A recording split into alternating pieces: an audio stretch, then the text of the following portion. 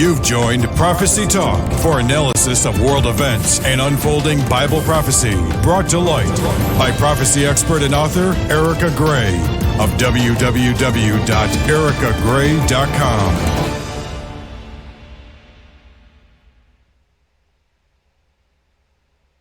Welcome, folks, to Prophecy Talk, where you come for real Bible prophecy news and analysis.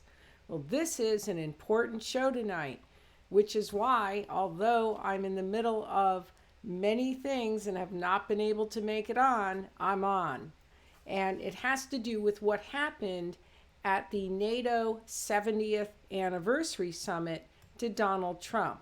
And one of the things that I want to talk about in regards to Donald Trump is a lot of the predictions that were made by various evangelicals. And those evangelical teachers have been saying some pretty significant prophecies. And I'm not going to name names, but they've got some pretty large followings. One particular pastor not only wrote a book, predicted about Donald Trump getting the presidency, but told Trump he would be signing a treaty with Israel. You have the treaty with Israel, a major focus in prophecy, but in the area of Trump, you have everybody looking for this Trump-Kushner treaty. And even Paul Begley on his channel today talked about the treaty is coming. Well, I hate to disappoint. The treaty from Donald Trump is not coming. And what happened today at the NATO summit is significant, and it's significant for prophecy, and that's what you're going to hear on this channel. First of all, how Trump was treated, whether you like him or not, was horrific. No U.S. president should be mocked, made fun of, as he was, or as was caught on camera, caught on some voice recorder, poking fun at him behind his back. This is just unbelievable that would occur. And we see Trump actually moving away, apparently sparring with Emmanuel Macron, because Macron has called NATO brain dead. And we see Trump move away, actually go towards Erdogan, which none of them were in agreement with, and then he leaves the summit early. Now, this is the 70th anniversary of NATO, and we talk about NATO on this channel because we know that the Antichrist in the revived Roman Empire is going to have his own army, and his army is going to be extremely powerful. Does this mean we won't have coalitions like NATO? No, they will still exist, but you can rest be assured that whatever exists will then be used for the Antichrist benefit. So on this channel, when we look at NATO, we actually look at what happened exactly at the 70th, notice the number 70, that is a God number, anniversary, which was pretty much chaotic. And it just goes to show that the NATO alliance is in jeopardy with what had happened today at the summit, the disagreement, and then, of course, the U.S. president leaving the summit. But even more so, what's important about how Trump was treated at the summit is that is actually a byproduct of how he is viewed by international world leaders. So while the evangelicals are going on about this all-important Trump presidency and reporting to audiences on the significance in Bible prophecy, we see something happening different internationally, and the effect that certain evangelicals are teaching that Trump is having is not really the reality of what's actually happening worldwide. But why it's significant is we don't know if this is the negative opinion of Donald Trump internationally. We also don't know what's going to happen at the next election. Will he get in? But even if Trump does get in at the next election, we see a shift globally because of Trump's policies. And I had stated, but of course my channel is just a small dinky little channel and I don't get a lot of views and I don't get even a lot of subscribers. But I stated at the onset of Trump's presidency that you can expect a geopolitical seismic shift to occur because of his policies. And we are already beginning to see that geopolitical seismic shift. Although the regular media doesn't report it to you because the U.S. media is too busy reporting on this Democratic-Republican war and U.S. politics, and you're missing a lot of what's going on internationally, which again is what you come to this channel for. So we're seeing that seismic shift. Right now, the European Union is getting ready to begin the process for treaty changes to the Lisbon Treaty. That will be followed closely on this channel. But in part, some of what has been proposed is being proposed because of Donald Trump's policies. The insecurity that is felt in Europe is so significant that they are now calling for their own army. We need to now be stronger. We need to be now punching up to our weight. We need to be a global player because they are feeling very insecure with Donald Trump at the helm. So from this, I hope you're seeing how Trump really is playing in Bible prophecy. He's actually a catalyst that is helping to push the final world empire forward. But again, it's really horrific how he was treated at that summit. But it also is an indicator of how he is really viewed. But these are also world leaders who, because of how the U.S. is now viewed under the leadership of Trump, are now making decisions that actually fall in line with end time prophecy. So I wanted to come on here because you have a lot of people who are following these people who wrote books, whoever wrote the book that, Trump was going to be elected, which, by the way, is not really, I don't understand how that sold so many books, because many of us who do this will come on and state things or state what we see is going to happen, but apparently saying that Trump was going to win the presidency, comparing him to Cyrus, all this is what got viewers and got, apparently these books were bestsellers. But is what Trump is doing in Israel significant? Well, of course it's significant. But again, it's significant because this is what is going to be mirrored by the Antichrist. As far as the peace treaty, it looks that Trump was looking, or it wasn't actually a peace treaty, but it was a peace proposal. It looks like that is on the sidelines a bit, and they really couldn't bring the players around the table for that. So I don't know why anybody would be reporting right now that it's getting closer when it's not. So right now also we're keeping an eye on the elections, and that's also something you have to keep in mind with Bible prophecy. Prophecy, when you're watching the unfolding of events, you have to think ahead. All this emphasis on Donald Trump, well, what happens if he doesn't win the next presidency?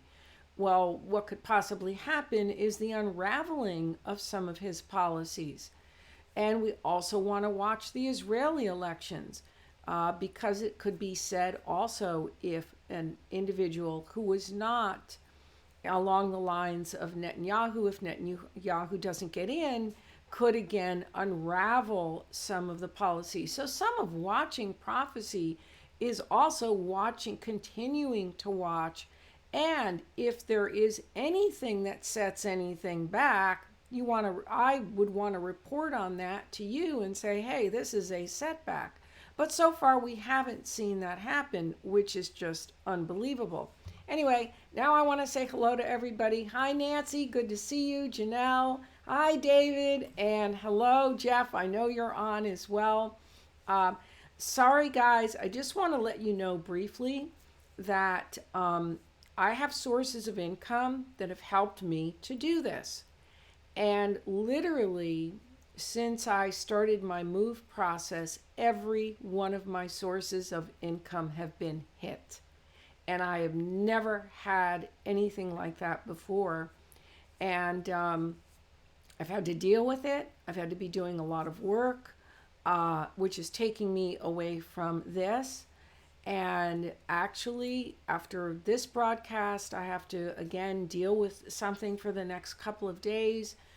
Some of you who I write know some of what I'm dealing with. And literally, it's been my sources of income that have again helped me to do this are hit, but I also have to deal with it. So I've been putting out fires, and it's really been a hindrance for me, and may unfortunately continue to be a hindrance. But God is a God of the impossible, and I'm waiting for him to hopefully come through. And if not, and I would hate to have the message of Paul the Apostle, who went to when he wrote one of the churches, and he said he was actually delayed by Satan for 2 years. I hope I won't be delayed like that to come on regularly. But this was so important that I had to come on with this tonight. And I've been trying to also keep up with the news briefs. And don't think you're not going to hear about the process of the treaty change, which is going to begin next month. And I will be following even what's being discussed behind the scenes, because what we're going to be looking for with that treaty change is more of the revived Roman Empire falling more into place. Now, one final note on prophecy, on biblical prophecy. Whichever prophecy we look at, and right now we're focusing on the end times, but if you go to ancient Babylon and you look at the prophecy concerning Babylon and how, the invasions or the whatever empire it was, if we look at the birth of Jesus and the Roman Empire, and what was actually described in Isaiah 53 was the death, penalty, the Roman death penalty, the crucifixion. But any empire that we know, if we go in the past and we look at what was predicted, you'll see that the Roman Empire at the time of Jesus didn't just happen, but it was a process beginning with the people, the Etruscans, I don't know if I pronounced it correctly, and then from there, eventually Julius Caesar. And even under Julius Caesar, this Roman Empire is evolving. Certain things are being put into place until finally Augustus. And that was the beginning of the Roman Empire, to which Jesus was now born into. And then under Tiberius, he was crucified. And thus we had the fulfillment of the prophecies that were given. And also, if you look at when Babylon went into Israel, the Babylonian Empire, if you look at its history, there was an evolution. But what is exciting is that the revived Roman Empire, what we are doing is we're watching it, and we're watching the United States, and we're watching Israel, and we're also watching Russia, because we know all of the predictions. So what I'm basically doing is reporting to you how this is all evolving. But what some teachers are doing is telling you that this is all instant and it's happening right now. Well, some of it is. But for the most part, a lot of the things that they're reporting as right now are really not happening at all. like when they were reporting on Islam as the beast of Revelation, or some of the prophecies regarding Donald Trump. It's right now. Well, and then what happens is then people get discouraged. And I know of an individual who will not touch Bible prophecy because he got wrapped up in certain teachings. I believe it was Tom Horn's teachings, and now will not even go near it, didn't even want to hear anything that may be. So, what this ends up doing is doing that to people. And I believe this also contributes as to why pastors aren't teaching it. I actually had one pastor tell me there's too many conflicting speculations. So anyway, just wanted to point that out. Meanwhile, it looks like we've got a shooting going on in Pearl Harbor, another shooting. And so anyway, hope you guys enjoyed this. Any comments? I am here for a few minutes. Any comments, questions? Janelle, good to see you again. Nancy, good to see you. Hope you guys liked this broadcast. And I'm waiting to see if anyone is going to comment before I sign off.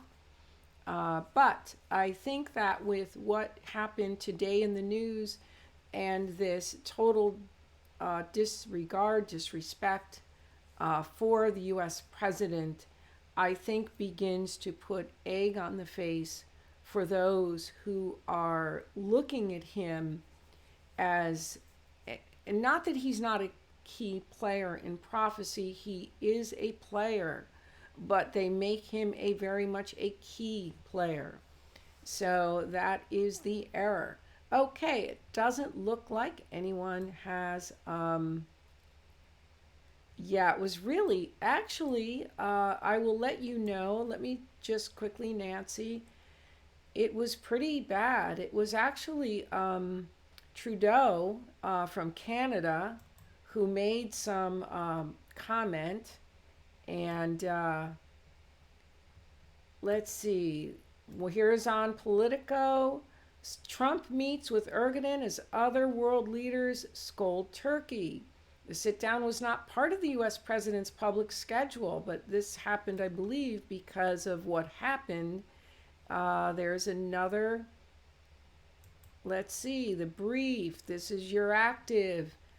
As leaks and bits of information only selectively seep through NATO's meeting room doors, it is the gestures and details that matter and shape the legacy of its summits.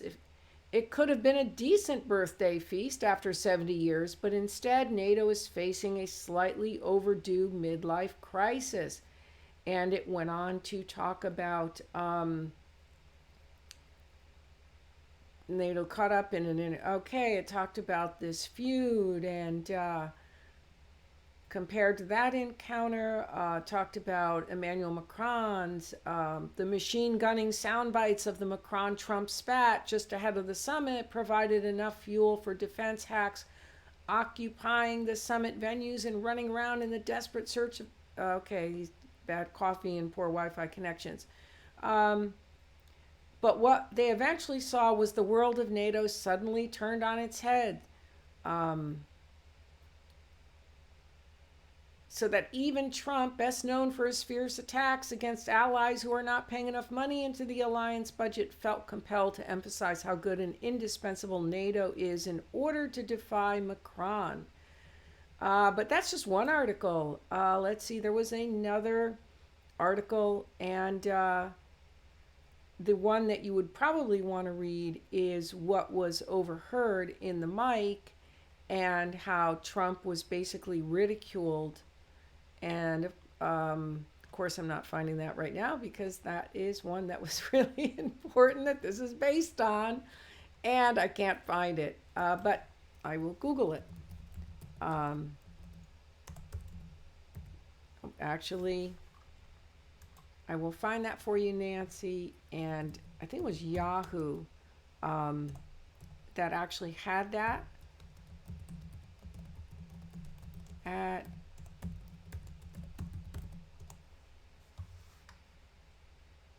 Let's see. Trump slams French president at NATO meeting. That's just one. Trump cut short, The Guardian, cut short NATO summit after fellow leaders' hot mic video. NATO gatherings descend into acrimony. Allied leaders appear to mock Trump in private recording. Trump is humiliated in Europe again. Trump ridiculed for claiming unnamed legal scholars. NATO summit, Donald Trump calls Justin Trudeau two-faced. NATO leaders, LA Times, NATO leaders appear to gossip about Trump in unguarded chat. In new NATO spat, Trump calls Canada's Trudeau two-faced. So it was pretty significant, and it, whatever anybody feels about Trump, that was really uncalled for. A European Union, very high-profile union person, basically, well, actually several of them, they all say that NATO should be a pillar of the European Union's defense, or the European Union defense should be a pillar of NATO. But I think that's just politically correct speak. I believe that what's really wanted is Europe to have its own defense and kick NATO to the curb. There's so much debate about NATO not having the same relevance, but NATO is now readapted so that it is more relevant. But it's definitely something to be watched. Federica Mogherini came out. She is the European Union's vice president, and she heads the Common Foreign and Security Policy, and she is overseeing PESCO, which is their army, or what's beginning to be their army. And she said that the European Union would look for collective defense first, such as NATO, UN, although the UN blue helmets have absolutely no respect and are kind of regarded as a joke. But and they are. And there's been some writing about that too, how very ineffectual they were at one of their first missions. So I think that we will see NATO lose its significance, and especially because it's a U.S. defense and it's not European defense of Europe. But the European Union has been building its army for some time, but it's only been little by little by little, this evolution that's taken several decades, and I mean several decades. So now, because of Trump, Trump is giving impetus because they're now feeling a real need. But even without Donald Trump, there were still Europhiles who wanted an army and no longer wanted to rely on the U.S. So I think Trump gave some of them an excuse and something that they could use so that their citizens would now buy it, or buy what they wanted all along. So I do think, Nancy, that it might go by the wayside. But also, what is kind of a little bit concerning too is if Donald Trump has this kind of, if people are viewing him this way internationally, international world leaders, what is this going to mean for the possibility of his presidency or another term in the presidency? So, this is all going to be a wait and see. And it's a bit concerning. But anyway, you can check up. Normally I put the articles down below, but there were so many of them. And you can just Google it and you'll find all of that. The 70th summit, 70th anniversary summit. Anyway, guys, thanks for tuning in. And I'm really thought that I would have been on here more often. If I will probably do a separate show at some point just to tell you the details. And it's just been unprecedented even in my life. I've never experienced actually I always have an avalanche of events, but not in the financial realm. So that's pretty distressing, and it's something that, I'm having to work through and see what God is going to do. But it's definitely been a hindrance from this particular work. Anyway, folks, I'm glad to see you all. And it's very sweet, Janelle, that you missed me. I've actually thought of you, missed you guys. I know you guys have been waiting, but with this, what happened today, I had to come on live. But now I must sign off. And for more on prophecy, of course, if you folks are out there, check out my website, subscribe to this channel, and stay tuned. And I will keep you guys posted and let you know. And I may do a separate, yes, thank you, Nancy, please, because God had miraculously provided some sources of income. So I was able to do this, and every one of them has been hit. It's, and then I ended up with an astronomical bill that almost for nothing. So I have a lot of things, and it's just been very hindering. It's hindering me. It's stuff I have to deal with. And also, so that's very important. But, God has always gotten me through each other situation that comes up, because for certain, I'm going to want to report on the this coming treaty change and this conference and what they're talking about, because I can guarantee you that it will not make it into the U.S. media. It will make it into certain European Union media. The more hardcore Euractiv will report on it. New Europe will report on it. The Observer will probably report on it, EU Observer. But you may not see it in other places, but you will hear it here. And I will be going behind the scenes. Twitter accounts is a good place to go, see what the discussions are among various Europhiles concerning that treaty change or what they're going to be proposing. So that's definitely going to be huge news. It looks like it's going to come in about 2022. Meanwhile, there's also a recession that's being predicted for here in the United States, and a lot of other things going on. Anyway, guys, thank you for tuning in. I think I've been on for quite some time, talked away. Yep, 27 minutes, and time is now up. So God bless. Again, I will try to have the news briefs pretty regular. Can't promise when I will be on next. Please pray for me. Pray that God just works miraculously, because I have had to work very hard. I will be gone again for the next 2 days on one of these situations. Won't even have really access to my computer, but I will have my smartphone. So it's all very time-consuming stuff. Anyway, guys, God bless. And for more on end-time prophecy, stay tuned to this channel. And if I can't do the live broadcast, I can always do a podcast. I can do those much quicker.